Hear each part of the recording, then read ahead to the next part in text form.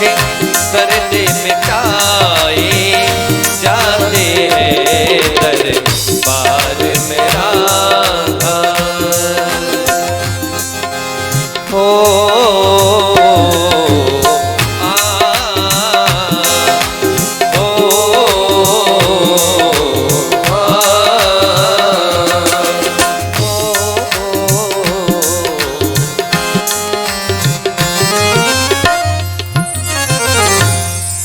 बोल लाडली सरकार की, बाके बिहारी लाल की।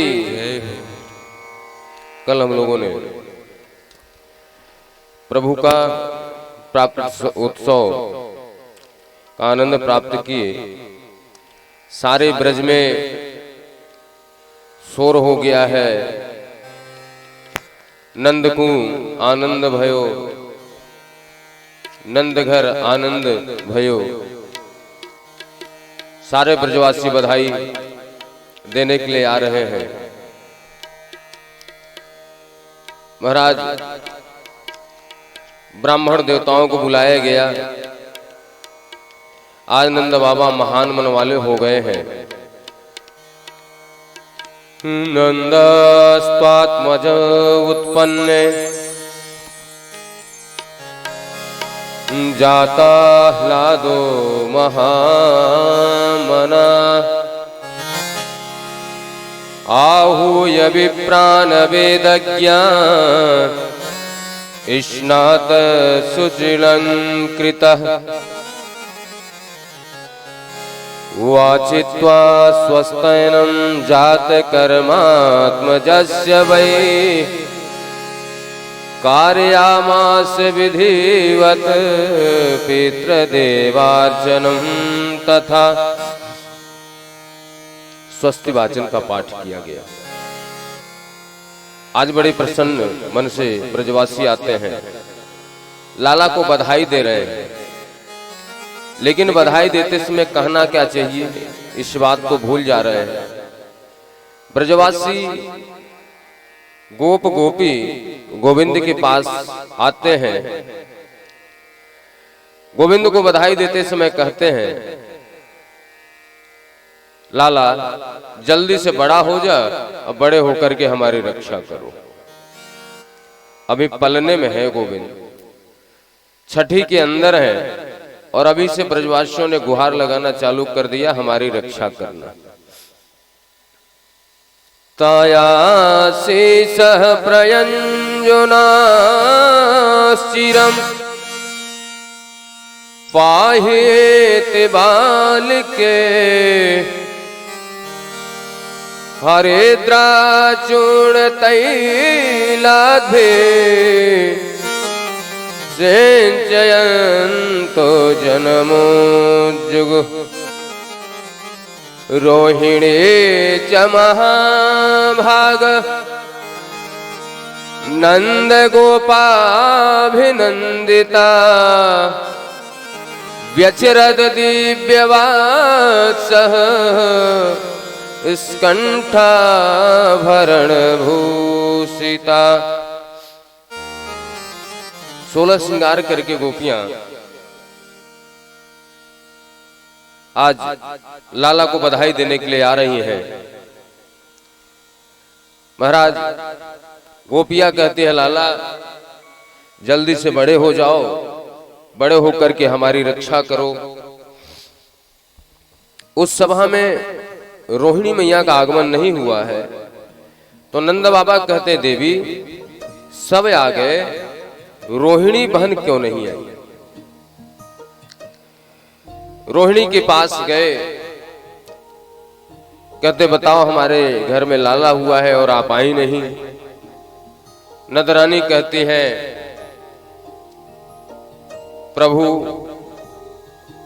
गोविंद का आगमन हुआ है, आप भी चलो उत्सव में। रोहिणी मैया कहती हैं, जिसका पति कारागार में हो वह स्त्री 16 श्रृंगार करके कैसे नाच गान कर सकती है? हमारे पति देवता तो कारागार में है। गोपान गोकुल रक्षा निरूप्य मथुरां गतः नंदः कंसस्य वार्षिक्यं करं दातु कुरुद्वः। आज नंद बाबा कहते मुझे कर देने जाना है, चलो उत्सव मना लेते हैं, पहले हम लोग लाला हुआ है। रोहिणी मैया कहती है हमारे पति देवता कारागार में है, मैं कैसे उत्सव मनाऊं। नंदरानी मैया कहती है हमारे घर में कोई साधारण बालक तो आया नहीं है, साक्षात गोविंद आए हुए हैं, परमात्मा आए हुए हैं। रोहिणी मैया दिव्य वास अस्कंठाभरण भूषिता 16 श्रृंगार करके आई और गोपाल को गोद में लेकर के उत्सव मना रही है। आज नंद के आंगन में ऐसा लग रहा है जैसे महाराज प्रसन्नता का समुद्र आ गया है, खुशी का सागर आ गया है। सारे ब्रजवासी आशीर्वाद दे रहे हैं, जुग जुग जीवे लाल तिहारो, ये आशीष हमारी ऐसे देवे आशीष सबे मिल, गावे ब्रज के बासे। अरे मैया, अरे बाबा, आपके लाला जुग जुग जीवे। कोई उपहार मांग रहा है, कोई उपहार ले रहा है, एक दूसरे को हल्दी दही लगाया जा रहा है। इतना दही एक दूसरे पे डाला गया मानो पूरे आंगन में दही का तालाब बन गया हो महाराज, दही कीच मच गया। खुशी के मारे किसी को पता नहीं चल रहा है कि मुझे भोजन भी करना है, प्रसाद भी लेना है, घर पे भी जाना है। यहाँ तो बस नंद को आनंद भयो, नंद को आनंद भयो, एक ही रटन लगाए जा रहे सुबह से शाम। बाबा आपको बधाई, मैया आपको बधाई, क्योंकि 75 वर्ष की उम्र में आज लाला भयो है। इधर मैया लोग उत्सव मना रही हैं। नंद बाबा छकड़े पे वस्तु ले लेनी, कछु मुद्रा ले लेनी और मथुरा जावे को प्रस्थान किए। कर देनो जानो है राजा कंस को। जैसे मथुरा में प्रवेश किए, उधर से वसुदेव बाबा मिल गए, एक दूसरे को प्रणाम कियो, बाबा दंडवत, बाबा दंडवत। एक दूसरे से कुशल समाचार पूछी, बाबा कैसे को हो। भैया मैं तो ठीक हूं, अपनी बताओ। मैं भी ठीक हूं। नंद बाबा कहते भैया काऊ बात की चिंता मत करियो, मोको पता लगा तुम्हारे सारे बालकन को कंस ने मार दियो। अरे मेरो लाला सो तेरो लाला, मेरे बच्चे हैं ना, वो आपके ही बच्चे हैं। वसुदेव जी महाराज को तो पता है ये बात। कहते हाँ भैया कोई बात नहीं, आपके बच्चे तो हमारे ही बच्चे हैं, लेकिन अपने बालकों को देखने के लिए निगाहें तरस रही हैं। कृष्ण बलराम गोकुल में हैं। आज मैया भी सोचती हैं अपने लाला को देख ले, बाबा भी सोचते हैं।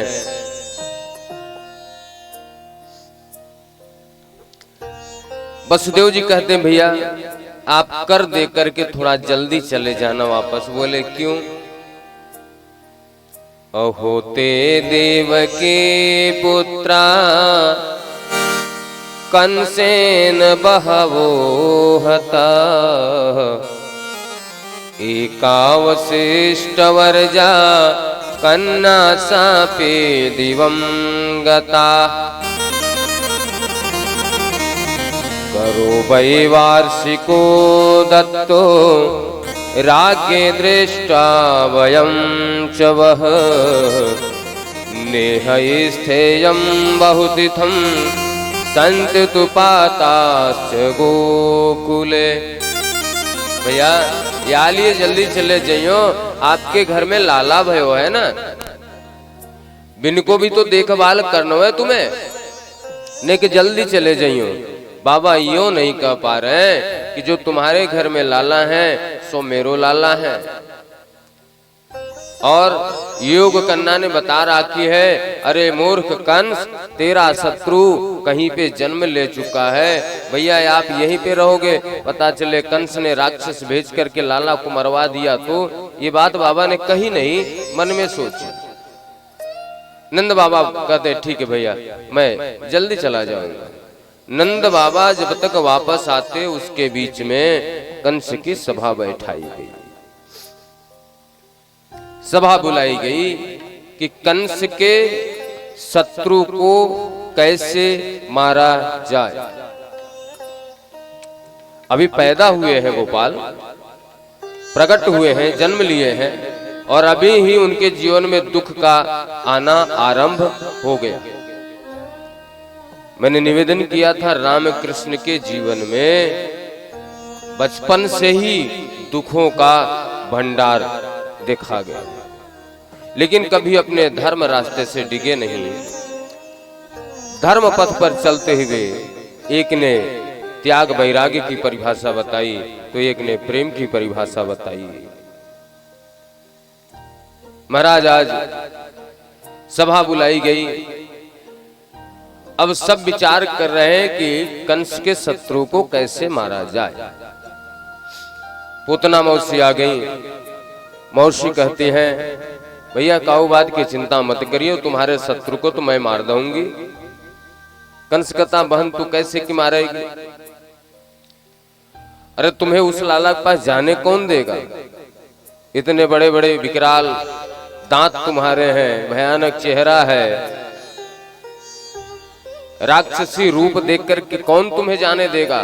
तो पूतना कहती है मैं सुंदर सा रूप बना लूंगी और दुग्ध पान कराने के बहाने 1-1.5 महीने में जितने बालक जन्म लिए होंगे सबको दुग्ध पान कराऊंगी।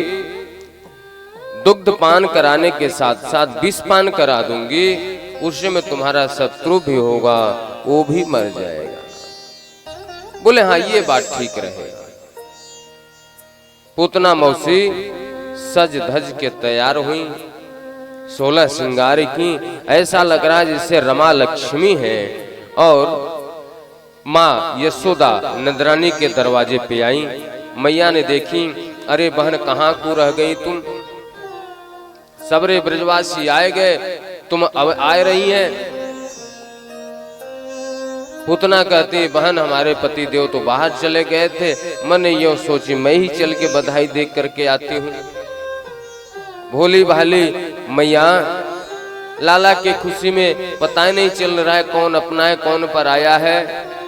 हाँ बहन जाके जम करके बधाई दे, तेरो लाला है, मैंने के बाहर देख लूं लोगन को मेहमानन को। मैया चली गई बाहर, मौसी चली गई कन्हैया के पास। पलने में कन्हैया झूल रहे हैं। मौसी ने जाकर के गोविंद को उठाने के लिए जैसे झुके हाथ लगाने का प्रयास किया तो कन्हैया ने अपनी आंखें बंद कर ली। यहाँ पे बहुत सारे संतों ने अपना अपना मत दिया है कि गोविंद ने अपनी आंखें क्यों बंद की। कुछ मतों को हम लोग यहाँ पे देखते हैं। किसी संत ने कहा कि भगवान गोविंद ने अपनी आंखें इसलिए बंद की क्योंकि पूतना राक्षसी है, कपट का रूप बना करके, नकली रूप बना करके आई हुई है और भगवान के दृष्टि के सामने नकली रूप उसका रहेगा नहीं, असली रूप आ जाएगा तो असली में राक्षसी आ जाएगी तो सारे घर के सदस्य डर जाएंगे, इसलिए भगवान ने अपने आंखें बंद कर दी। किसी संत ने कहा कि भगवान ने अपनी आंखें इसलिए बंद करी क्योंकि पूतना जब गई मारने तो सारे जीव जंतु देवता नाग गंधर्व किन्नर सब डर गए कि आज भगवान को राक्षसी मारने आई है, तो भगवान के उदर में पूरा ब्रह्मांड है। भगवान ने आंखें बंद करके सबको सांत्वना दिए कि भैया चिंता मत करो, मौसी का अभी मैं कल्याण करता हूं।